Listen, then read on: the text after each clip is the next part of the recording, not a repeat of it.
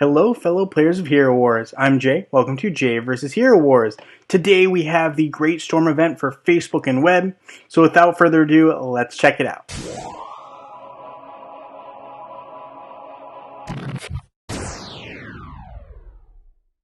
Alright guys, so here we are in game. We can see we have the Great Storm event popping up for us here. Commanding the forces of nature, the evil leader of the Chaos Hordes has summoned the Great Storm that leaves nothing in its wake. What's her true purpose? No one knows that yet, but the storm is coming. Behold its power. So we got the long storm, the typical daily login. You get 5 of these action points per day. We got Lord of the Storm, getting more action points based on VIP, and for VIP you do have to have spent real money in game. Vanquisher of Chaos, purchasing emeralds gets you a Grumpy Storm Spirit and a Ultimate Shadow Frame. Pretty cool, but that's a lot of emeralds to purchase. Nature's Might, spending those said emeralds, 90,000, gets you some action points and Storm Coins. Continuous Battles, so this is battling at locations in the actual mini map, right? The one that's in the right-hand corner. We'll get there in a second. But capturing different locations, and if you get to 45, you get a Charming Storm Spirit Player's Avatar. I really like those avatars, so I'd like to emphasize them. We got spending energy in campaign, 15,000 energy, good amount of energy for sure. We get action points and storm coins for hitting different levels. Using pet summoning 80 times, so that's a lot of pet eggs. Hopefully you guys have some on deck.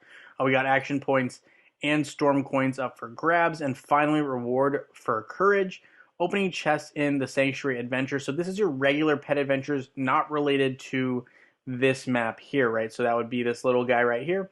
So looking at the map real briefly, there's really 2 tactics that I like to kind of go about, and I will touch on them briefly. I can go in depth if people would like, but we're just going to go ahead and skip some of that dialogue here. But there's 57 spots, and what we're trying to do is there's 2 different approaches. So one approach is to try to get all of these different chests and get them while just simply searching. So what you do is you take an outer path, and as soon as you see 2 different areas, for instance, let's say these, well, that would be real. Let's say these 2 right here both indicate that there is a chest nearby.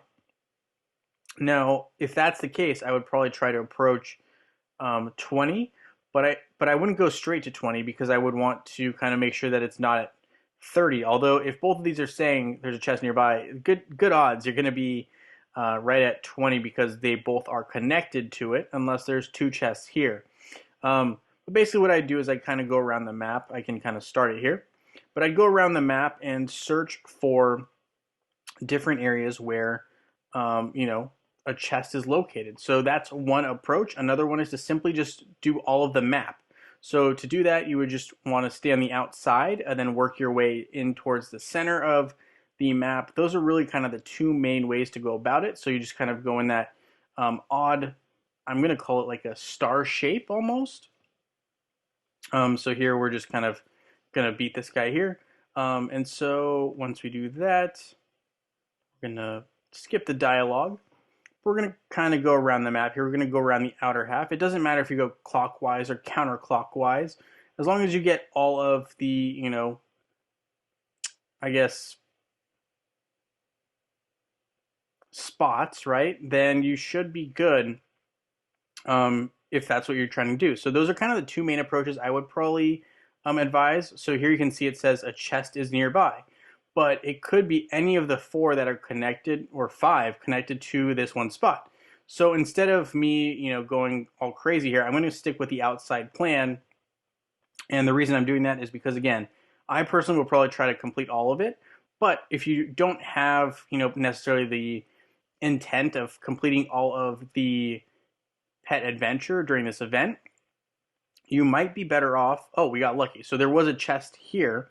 And so that's where the chest was located. So I took a calculated risk and decided, instead of, gambling here, right? Especially because these guys, you got to keep in mind.